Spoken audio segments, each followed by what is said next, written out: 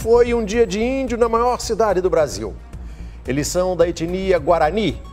Eles ocuparam a Avenida Paulista, reduto de manifestações populares, e protestavam contra a redução de uma reserva. Os índios não vieram de longe. A terra deles fica a poucos quilômetros dentro da cidade de São Paulo. Os traços finos e simétricos aos poucos tomam os rostos e os corpos na aldeia dos índios Guarani.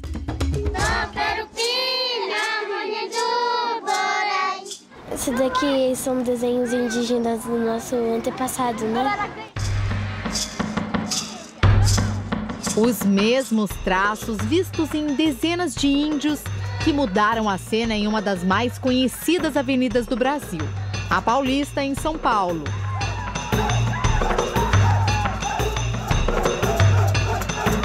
O protesto, seguido da ocupação da representação da Presidência da República, foi contra a redução de uma terra indígena já demarcada na região do Pico do Jaraguá. O mais curioso, os índios não vieram de longe. Eles moram a pouco mais de 20 quilômetros da Avenida Paulista. O protesto se estendeu a Brasília, onde alguns índios tiveram um encontro tenso com o ministro da Justiça, Torquato Jardim. Foi ele quem assinou a portaria que reduz a terra indígena na cidade de São Paulo. Nós somos povos indígenas, nós sempre estivemos aqui. A Constituição Federal, que é a maior lei do Brasil, reconhece o direito constitucional dos povos indígenas. A área no Jaraguá também é objeto de disputa dos índios com o governo do estado de São Paulo e com 3 famílias que se dizem donas de terrenos na região. A revogação da reserva complicou a situação. A área está sendo discutida judicialmente. Logo, o ministro tinha que ter respeitado isso. Deixa a justiça dizer o que é preservação ambiental e o que é área útil de ocupação indígena. Na conversa que teve com os índios, o ministro revelou que sofre pressão para acabar com a terra indígena. Tem enfrentado pressões imensas de bancadas parlamentares que não estão do lado de vocês. Estamos falando de terrenos praticamente dentro de São Paulo. É a grande São Paulo. Isso custa um absurdo. São terrenos muito valiosos. O Ministério Público Federal pediu explicações para o ministro da Justiça. Até agora não houve resposta. A área que está sendo disputada fica a poucos minutos do centro de São Paulo e, ao mesmo tempo, está numa região muito bonita de preservação ambiental. Inclusive, parte da demarcação indígena fica no Parque Estadual do Jaraguá, que abriga o ponto mais alto da cidade de São Paulo, o famoso Pico do Jaraguá. O domingo espetacular foi conhecer a terra dos Guaranis. A nossa aldeia fica assim, no meio da cidade, mas a gente sempre segue a nossa cultura. Nossas crianças falam a nossa língua guarani.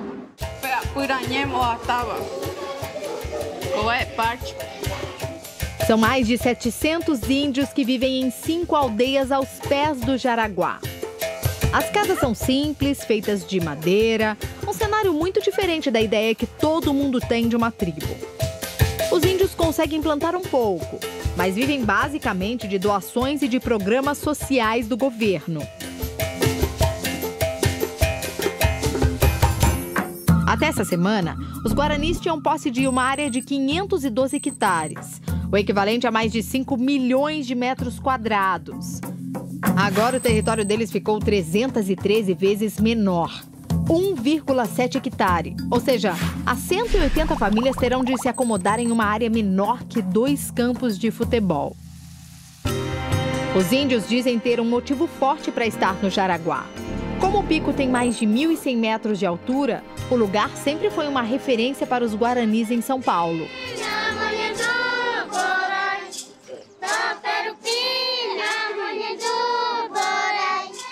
Documentos históricos provam que a região já era habitada por índios pelo menos desde o século XVII.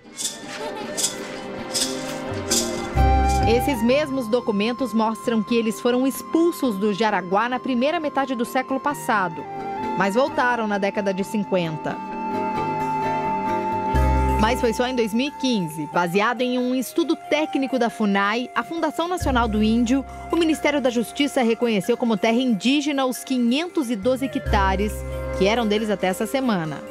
Admito, a terra é de vocês. A justificativa do ministro da Justiça para revogar a portaria de 2 anos atrás é a de que a União não pode demarcar terras que são uma reserva e pertencem ao Estado. Mas os índios dizem que isso não importa. Quando os portugueses entraram, já Guarani já existia na terra. 72 dos 512 hectares são reivindicados por particulares. O advogado dos supostos proprietários, Tito Costa, que já foi deputado federal e prefeito de São Bernardo do Campo, no ABC Paulista, mostra a escritura do terreno. Entre os herdeiros está a família da mulher dele. Uma área que em torno de 30 alqueires, que sempre foram nossas, do meu sogro, do sócio dele e das herdeiras todas. O advogado luta na justiça há mais de uma década por essa área, que já é ocupada pelos índios. Tiago, que nasceu na aldeia do Jaraguá há 26 anos, diz que não há invasão. Ele conta que o avô dele se mudou para lá na década de 50 e sempre disse que muito antes as terras eram dos guaranis. O meu avô, ele sabendo dessa história, ele sempre contou isso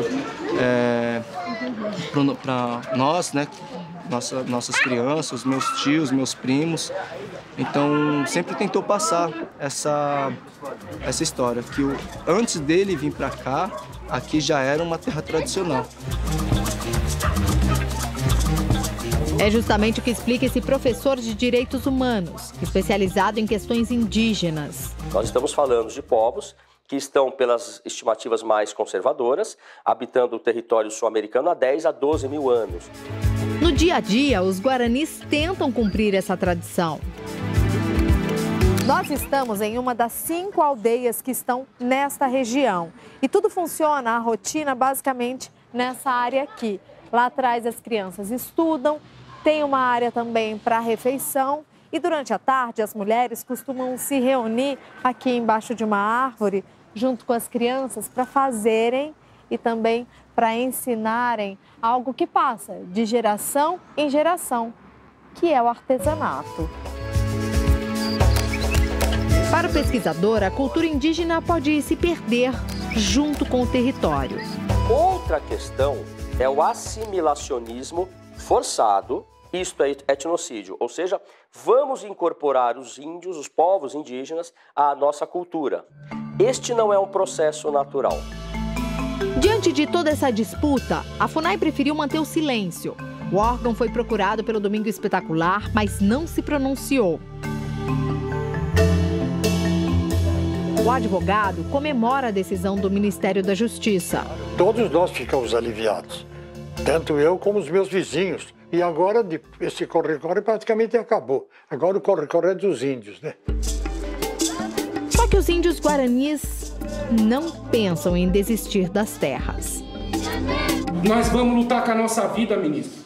Ao invés de anular a portaria, manda um trator lá, abre um buraco e enterra a gente. Mas a gente não vai sair da nossa terra. Os nossos mortos que estão lá, não vai ser essa sua anulação que vai acabar. O seu governo passa, mas Guarani vai resistir, ministro. Porque nós somos Guarani, nós somos um povo de resistência, ministro.